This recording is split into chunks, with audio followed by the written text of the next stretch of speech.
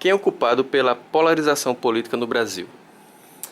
Bem, a culpa da polarização no meu sentido e de tantas outras coisas, eu creio que é do próprio povo, porque talvez a resposta até assuste algumas pessoas, mas eu acredito que o povo não tem hábito de acompanhar o que está sendo feito dentro da política. O povo não se preocupa em saber o que cada político que ele elegeu, né, que ele deu o voto de confiança, em boa parte das vezes, de fato está fazendo. E aí a gente só começa a sentir as coisas de forma mais agressiva quando algumas atitudes que são tomadas dentro da política começam a atingir a gente diretamente aqui na ponta, né? Como o caso um caso recente da alteração na CLT, nas leis trabalhistas, que o povo começou a perceber de fato que iria mexer, que ia doer no bolso, que iria doer no tempo de trabalho, né, quanto isso ia demorar para você se aposentar, que ia mexer em direitos legais que você já conquistou, que já tinha levado tanto tempo para conquistar, e que agora esses direitos iriam se perder como água escorrendo pelas mãos. Então, se de fato a população tivesse o hábito, se nós fôssemos educados para acompanhar, para realmente fiscalizar o político, a pessoa que está legislando, que deveria estar legislando a nosso favor e não contra a população, então isso seria muito mais fácil de perceber qual é o direcionamento, o que, é que aquele cara pensa, com quem que ele está se aglutinando e evitar que a coisa acabasse desembocando numa situação de caos. Então, quando a coisa chega ao extremo e a gente começa a sentir de fato na pele, a gente começa a procurar soluções imediatas, né? E quem estiver gritando primeiro que vai resolver o problema, a gente abraça a causa e acha que aquela pessoa vai ser o salvador da pátria. Então, eu acredito que boa parte da culpa é nossa. Nós deveríamos estar fazendo o nosso papel de fiscalizadores. É aí que a gente entra e, fazendo bem esse papel, a gente consegue garantir que quem esteja lá faça bem o dele também.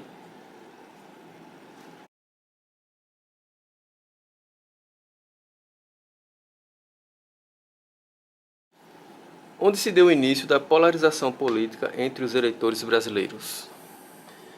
Bem, eu acredito num fator recente, né? Principalmente de 2010 para cá, que antes disso o brasileiro estava vivendo meio que uma série de comodismo, achando que estava tudo muito bom, tudo muito sossegado, né? Uma maré muito mansa. E aí a gente teve crise de 2008 e depois disso algumas coisas começaram a desandar. E agora nessa quase meia década que sucedeu aí de 2010 para cá, nós começamos a passar por situações que de fato começou a tocar no lado sensível das pessoas. Então, como eu sempre cito nessa questão de polarização, nós tivemos agora uma reforma trabalhista que toca na parte mais sensível do trabalhador, do peão, do cara da roça, do cara que está na linha de produção, entendeu? Que toca no bolso dele, que influencia em quanto mais ele vai ter de trabalhar para conseguir garantir algo que antes era normal, era básico, já era direito, e agora ele vai ter que fazer muito mais, ele vai ter que ralar mais para fazer. Então isso começou a incomodar. Outro fator é que assim, o crescimento gritante da violência no nosso país, e assim, a violência da pior espécie possível, ela começou a gerar uma sensação de insegurança que a gente já não acha mais que é possível que quem faz o papel de nos dar segurança, né, seja de fato capaz de gerar ela. Então, nós nos sentimos desprotegidos, nós nos sentimos com os direitos básicos como um trabalhador, né, que já faz demais, que já está na labuta assim, por muito tempo, com muita exaustão. Nós sentimos esses direitos tirados e aí quando a gente começa a perceber que a gente está encurralado e sem saída, a gente começa a realmente querer reagir. Só que, infelizmente, a nossa população ela não tem o hábito de cobrar, de ir lá, de ir atrás, de querer resolver. Então, mesmo sendo espetada, alfinetada, ela procura alguém para resolver isso por ela.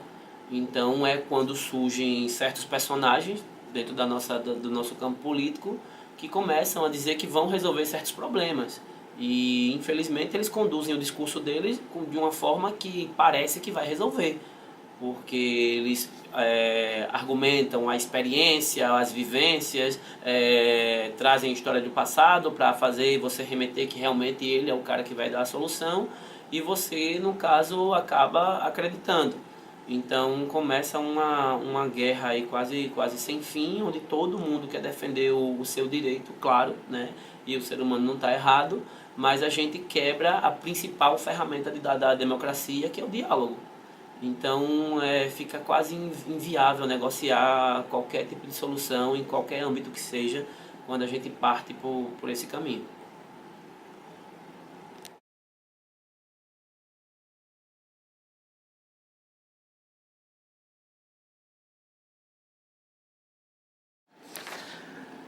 Essa polarização prevalece entre os mais informados ou entre os menos informados? Por quê? Ela não prevalece em determinada classe, ela está nas duas classes e cada uma com suas características. Então, quando você tem uma base, quando você olha para um lado menos informado, quando você olha para o dia a dia, para o cotidiano daquele trabalhador que sai de casa cedo, que chega em casa tarde, que às vezes fica limitado a uma única fonte de informação e às vezes ele toma aquela única fonte de informação como algo de tanta veracidade e conduz todas as atitudes dele baseada naquilo que ele compra, né, naquilo que está sendo vendido para ele. E a gente, do outro lado, tem pessoas mais bem informadas, pessoas que até têm um conhecimento um pouquinho mais amplo, mas que ambos os lados estão polarizados, baseado no que eles acreditam que é bom para eles. Então a gente tem a classe trabalhadora, a classe mais sofrida, né, que se sente machucada, que se sente pisoteada, né, quando a gente fala, voltando até para algo que eu já comentei, quando a gente fala dos seus direitos, né, do que eles já brigaram para conquistar, né, de todo o processo que a gente viveu, né, de sofrimento para tentar chegar à democracia que a gente está hoje, e agora a gente vê boa parte dos direitos adquiridos querendo não, né, uma tentativa de jogarem tudo no ralo. Então essas pessoas ficam polarizadas porque o que atinge elas é isso, né, o ponto de sensibilidade dela é esse. E a gente tem outras pessoas que estão mais preocupadas com a minha empresa precisa funcionar, o meu negócio precisa dar certo, eu preciso de gente extremamente produtiva, eu não posso admitir que uma pessoa esteja aqui e alegue que é incapaz de fazer isso ou que fazer aquilo e eu tenha que ceder certos direitos para essa pessoa. Então, se está aqui, tem que produzir, tem que trabalhar, tem que ser útil para a sociedade. Então, esses extremos acaba trazendo um choque tão grande, de uma dimensão tão estratosférica, que barra novamente o que eu acabei de falar, o diálogo. Quando a gente não dialoga, a gente não entende o ponto de vista do outro, a gente não tem empatia para se colocar no lugar do outro e tentar entender por que a pessoa pensa daquele jeito, se a pessoa está agindo daquela forma, quais são as vivências que levam ela a ter certas atitudes, e com isso a gente acaba se tornando até menos humano, porque a gente se preocupa mais com o meu, sou eu, eu por eu, né, e não eu pelo povo, eu pelas pessoas, eu para o bem comum. Então, assim, todo mundo está vivendo uma fase assim de extrema sensibilidade, que ninguém pode nem te olhar torto, que você é capaz de ser agredido. Então todo mundo tentando se defender, todo mundo tentando se proteger, mas ninguém conversa, ninguém dialoga. A gente só quer impor e quer quem esteja nos ouvindo mude de pensamento e aceite aquilo que está sendo colocado como se aquilo fosse a verdade plena. Então, assim, é impossível. Não é assim que se constrói democracia, não é assim que se constrói um estado de bem comum. Então ninguém quer aqui mostrar que o pensamento X ou de partido Y ou da comunidade tal é o melhor do mundo. A gente quer chegar num objetivo que é trazer o bem para a sociedade. E a sociedade sou eu que estou na linha de produção, a sociedade é o cara que é o dono da empresa, a sociedade é o político que deve legislar lá a nosso favor, certo? E há toda uma cadeia que alimenta o sistema democrático.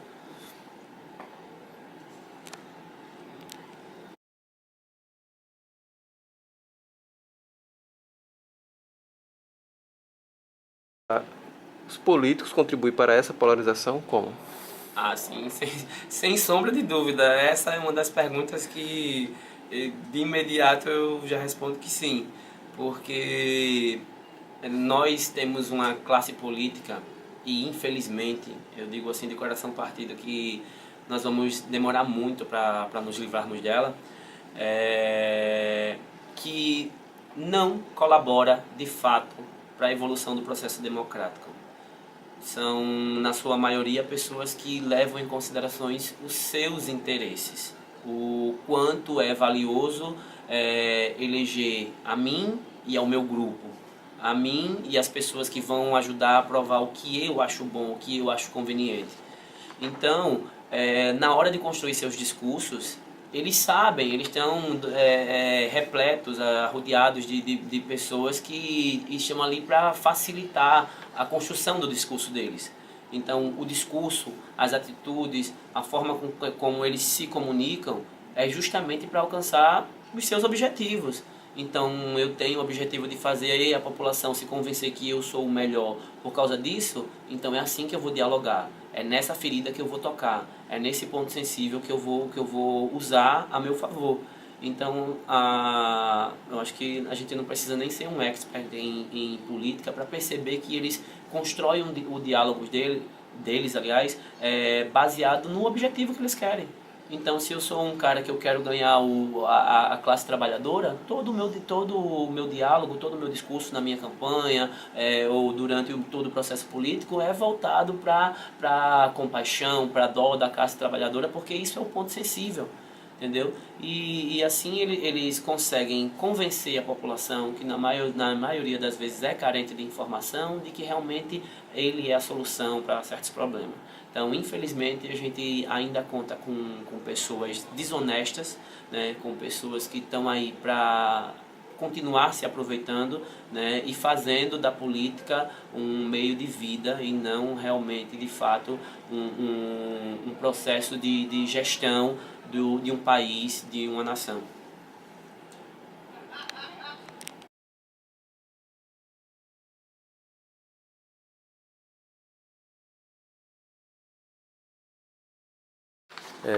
Os assuntos debatidos entre as polarizações dos eleitores realmente fazem parte da pauta política? Não, é mais uma pergunta que eu respondo assim, sem sombra de dúvidas, que não. Baseado no que eu ouço, no que eu vejo, nas poucas oportunidades que eu tive de acompanhar de perto, assim, meio que quase que um acesso remoto aos diálogos que aconteciam por perto, a gente percebe que os nervos estão tão à flor da pele, né, estão tão aflorados, que as pessoas de fato não conseguem conversar, não conseguem dialogar. Então, a política ela deveria ser pautada por prioridades de coisas que são essenciais para a vida do cidadão, né? E sem sombra de dúvidas, a primeira delas é a educação. Não tem como ser outra, entendeu? Então, quando você olha para duas pessoas que estão polarizadas, de lados opostos, o que você vê é um diálogo agressivo, um diálogo onde quase que se chega de fato à agressão física, né? E em muitos casos a gente já soube de várias notícias aí de realmente casos que chegam à agressão física, porque naquele momento é muito mais importante para a pessoa convencer o outro a todo custo de que ela, o lado dela, a bandeira que ela está levantando é de fato a melhor, do que mostrar e apresentar que o lado que ela defende tem boas ideias e que eles podem convergir com um outro pensamento, com uma outra opinião, entendeu? Então, assim, nós percebemos que é gente que acaba sendo induzida a defender bandeiras a todo custo, a defender pensamentos, a defender opiniões, e que elas têm que empurrar esse pensamento e perpetuar esse pensamento aí como se fosse uma obrigação, e quem não aceitar está errado, e quem não aceitar é teu inimigo, quem não aceitar o que você está falando não serve para a sociedade, não serve para morar do teu lado, não serve para viver na tua comunidade, no teu bairro. Então, assim, isso é muito, extremamente preocupante. Então, tomara que meu sonho é que essa realidade mude muito em breve, porque do jeito que as coisas estão acontecendo, a gente acaba caminhando para um mar que eu nem faço ideia do que pode acontecer. Então, volto novamente a falar algo que eu já falei aqui, é que é preciso diálogo, é preciso entender que construção de sociedade se dá com diálogo, com pessoas que pensam de forma diferente, e a gente convergindo dos pensamentos, a gente conversando, trocando ideias e apresentando os seus pontos, né? A gente consegue chegar em algum lugar que seja benéfico para todos, certo? Não adianta dizer que a minha ideia é a melhor, a do colega é a melhor, ou o jeito que eu penso é o melhor para a sociedade, principalmente num país tão vasto e tão diferente como o nosso. Nós estamos num país que não tem como a gente ter uma identidade única. É muita gente diferente, é muita gente de raça diferente, de crenças diferentes, de pensamentos diferentes, de ideologias diferentes. Então a gente precisa conversar, dialogar. Não tem como a gente tá mais partindo literalmente para a agressividade, achando que isso vai resolver problema social, porque não vai.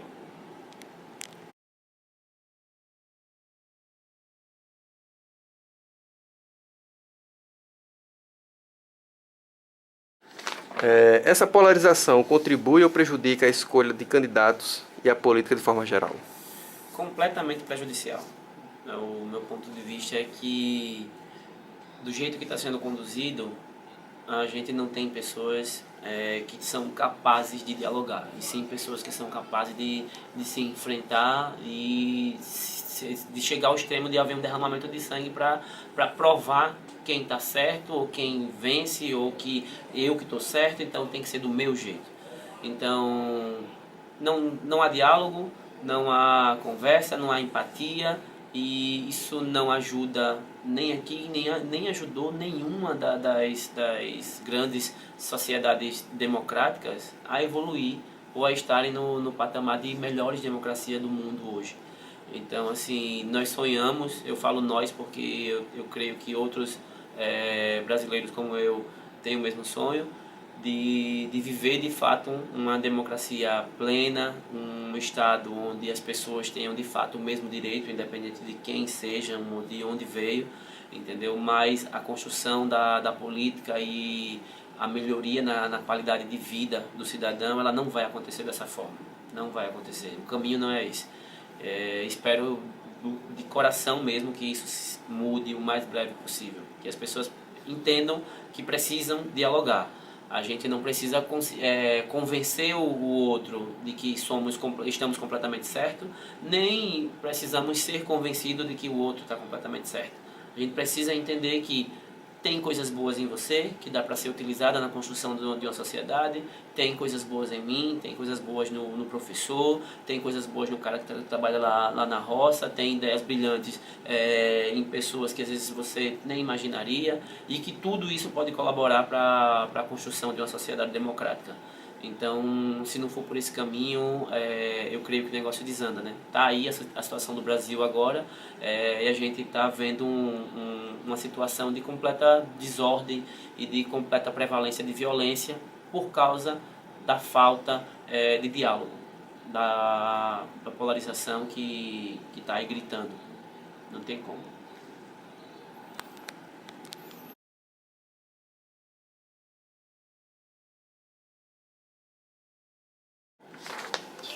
Tem como o Brasil se unir a favor de uma só política que governe o país para o bem comum de todos os cidadãos? Como? Eu creio que sim, e creio também que não vai ser todo mundo mudando para o mesmo partido, nem todo mundo passando a ser de esquerda, ou passando a ser de direita, nem passando a ser centro, né? Ou seja lá qualquer centro que seja, entendeu? Eu acredito que primeiro a gente precisa ter ideia de quem somos dentro da sociedade. Nós somos os fiscalizadores, somos nós que fiscalizamos. Assumindo esse papel, independente de quem seja que esteja no poder, a gente tem que fiscalizar. Sabendo que existem prioridades a serem cumpridas, e volto a dizer, a principal delas é a educação, porque ninguém venha me convencer que qualquer nação bem desenvolvida é desenvolvida hoje porque deu prioridade a qualquer outra coisa que não foi a educação. É mentira, né? Tá aí a prova dos grandes países, China, Japão, Alemanha, Estados Unidos, Inglaterra e tantos outros aí que são bons exemplos para o Brasil. Todos esses elegeram a educação como prioridade, certo? Então, não é elegendo pessoas só do partido X ou do partido Y ou só de tal lado ou de tal lado que a gente vai resolver o problema. O problema é cada um assumir o seu papel. Eu assumi o papel de fiscalizador, quem estiver eleito assumir o papel de legislador e conduzir a política de forma ética, honesta e digna, humana, para que todo mundo consiga de fato viver bem em sociedade. Então, eu creio que o que eu tenho para dizer em relação a essa questão é isso, porque eu não consigo ver outro caminho. Eu creio que o caminho é esse. Então, menos violência, menos agressividade, mais diálogo e mais prioridade para o que importa: educação. Educação. A educação é a mola de desenvolvimento de qualquer nação. Não tem outro caminho. A educação. Obrigado.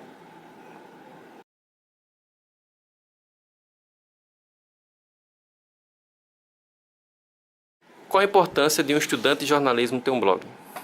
Então, a importância é assim imensurável, eu creio, né? Primeiro porque um blog ele é uma forma independente de comunicar, é uma forma que não está amarrada a grandes meios de comunicação, né, que são dominadores de certas massas e que conduzem a comunicação para os seus interesses. Então, o estudante ele é livre para expor o seu pensamento, para trazer outras ideias e expor, levar essa informação a outras pessoas que já são bem informadas, para entenderem e verem certos temas de pontos de vista diferentes, de aspectos diferentes, né? E principalmente fazer a informação chegar a pessoas que às vezes nem têm aquele assunto como assunto comum no seu dia a dia. Despertar no cidadão comum o desejo, a vontade de fazer com que certos assuntos de fato façam parte do seu cotidiano. Então é muito louvável a ação e eu torço para que mais alunos, tanto da área de comunicação quanto de outras áreas, realmente usem essa ferramenta para ajudar pessoas, né? Para promover o diálogo, para levar a informação a quem não tem, para tirar dúvidas, para dar opinião, entendeu? Para ajudar a formar novos conceitos e com isso a gente conseguir construir uma sociedade melhor. É isso que eu espero e é essa a importância que eu consigo enxergar em um blog.